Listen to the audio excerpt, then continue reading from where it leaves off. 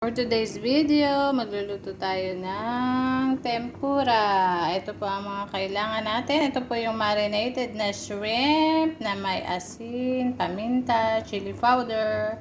Tapos ito naman po yung egg na merong milk. Yung evaporated milk o kaya fresh milk pwede.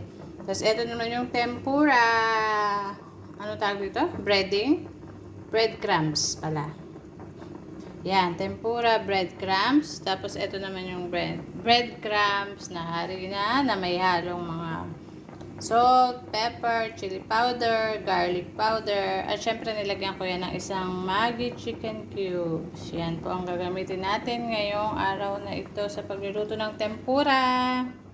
Na natin, ito, ilagay natin dito sa may egg na may milk. Tapos, ilagay natin dito sa harina.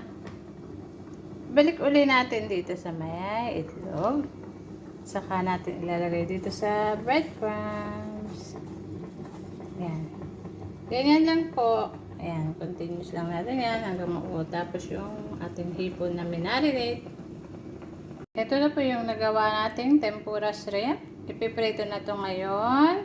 Kailangan ko lang ng mantika na mainit. Kailangan maraming mantika yung lubog yung shrimp.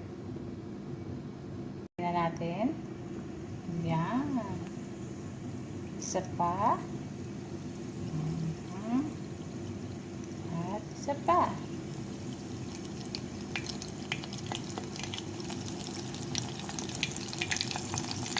Po ang ating tempura shrimp. Tempura shrimp.